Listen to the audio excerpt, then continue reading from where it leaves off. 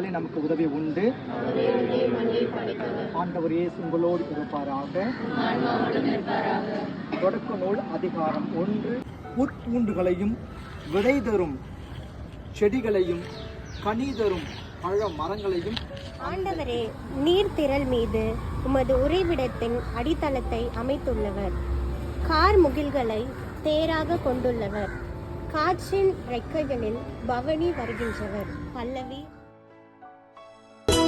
மரங்கள் பூமியின் உயிர் நாடிகள், மனிதன் பெற்ற அரிய வரமானது.